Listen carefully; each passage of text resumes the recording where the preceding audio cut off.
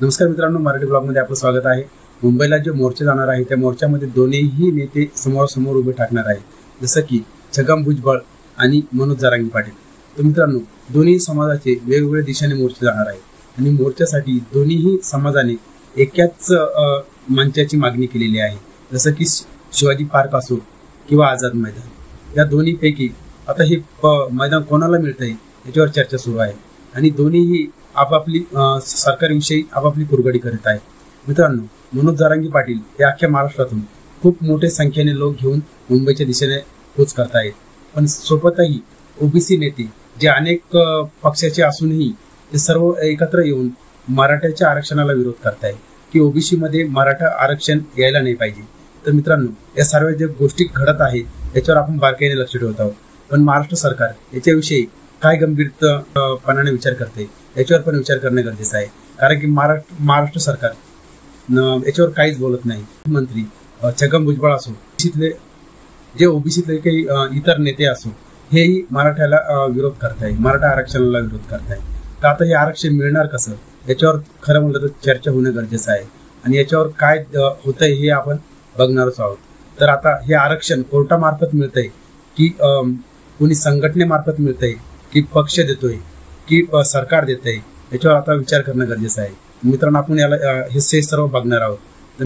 मित्रांनो, जसं की मनोज जरांगे पाटील हे महाराष्ट्रातून अनेक गाड्यासह अनेक वाहनासह मुंबईला धडक देणार आहेत। त्याच्यासोबत अनेक पक्षाचे नेते सुद्धा राहणार आहेत, की जसं की बच्चू कडू हे सुद्धा त्यांनी सांगितलंय की मी त्यांच्यासोबत उपोषणाला उभा राहील। मित्रांनो, असे अनेक नेते पाठिंबा देत आहेत।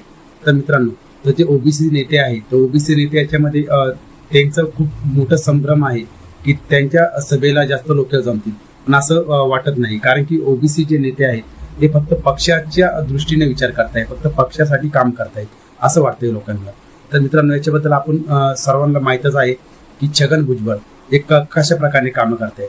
तर याच्यावर खूप मोठा त्यांच्याकडे मंत्रीपद असूनही ते अशा संघटित तो उभं राहत आहे, त्याच्यामुळे त्याच्यावर खूप मोठा प्रश्न निर्माण होतोय की यांना मित्रांनो याला कोणी उभा करते की स्वतःहून समाजात असे प्रकार येत आहेत। मित्रांनो, याच्यावर खूप मोठा प्रश्न निर्माण होतोय की काही लोकांना असं वाटतंय की हे मुद्दामून करतायत आणि काही लोकांना असं वाटतंय की जे बीजेपी वाले जे आहेत ते बीजेपी वाले याला उभा करतायत। तर मित्रांनो, आता हा मोर्चा अंतिम टप्प्यात आहे असं तरी सर्वांना वाटतंय। तर मनोज जरांगे पाटील हे किती लोकसंख्येने मुंबईला धडक देत आहे हे पाहणं तेवढेच हे उत्सुकतेचं आहे। मित्रांनो, मुंबईमध्ये जाण्यासाठी सर्वात प्रथम मनोज जरांगे पाटील हे आंतरवालीतून सुरुवात करणार आहे। आंतरवालीमधून हे मुंबईच्या दिशेने जाणार आहेत। त्याचा मी माझा एक व्हिडिओ टाकलेला आहे, तो व्हिडिओमध्ये तुम्ही बघू शकता की कशा प्रकारे त्याचा मार्ग राहणार आहे। मित्रांनो, मनोज जरांगे पाटील यांनी स्पष्टपणे सांगितलंय की सोबत काय काय आणायचं। मित्रांनो, तुम्हाला ज्या दैनंदिन वस्तू लागणाऱ्या आहेत तर त्या तुम्ही त्या सोबत आणायच्या आहे आणि जे गाडी घोडी जे आहे तुमच्याकडे ते तुम्ही त्या पद्धतीने यायचं आहे आणि जे तुम्ही वाहन आणताय त्या वाहनामध्ये तुम्हाला झोपायची तयारी सुद्धा करायची आहे। अनेक प्रश्न असे निर्माण होत आहे की तो सोबत आणायचं काय आणि रस्त्याने खायचं काय आणि तिथे किती दिवस राहणार। मित्रांनो, याच्यावर मनोज जरांगे पाटील यांनी सर्व प्लॅनिंग केलेलं आहे की तिथे गेल्यानंतर मुंबईमध्ये सर्वांची व्यवस्था कशी होणार याच्यावर ते विचार करतायत आणि त्यांनी हेही सांगितलेले आहे की मुंबईमधले जेवढेही ग्राउंड आहे ते ग्राउंड आम्हाला लागणार, जेवढेही मैदान आहे ते मैदान आम्हाला लागणार। म्हणजे विचार करा मित्रांनो, आता मुंबईमध्ये किती लोकसंख्या जाऊन धडकणार आहे याच्यावर विचार होणं गरजेचं आहे। आणि मित्रांनो, जे ओबीसी नेते आहे ते ओबीसी नेतेही त्यांचा मोर्चा काढतायत, ओबीसी बचाव मोर्चा काढतायत। तर मित्रांनो, हे दोन्ही मोर्चे एका समोर एक आले तर दंगल परिस्थिती घडू शकते असं सरकारलाही वाटतंय। तर मित्रांनो, याच्यावर सरकारही काय नियंत्रण करते हे बघणं गरजेचं आहे। जाळपोळ होणार अशी परिस्थिती होऊ शकते, कारण की दोन्हीही समाजाचे नेते आणि दोन्ही समाज एक दुसऱ्यासमोर उभा ठाकणार आहे।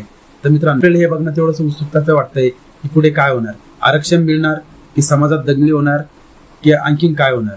मित्रांनो, माझा ब्लॉग तुम्हाला कसा वाटला, आवडला असेल तर कमेंट करा, लाईक करा, सबस्क्राईब करा। मित्रांनो, माझ्या ब्लॉगला सबस्क्राईब केल्याशिवाय जाऊ नका। मित्रांनो,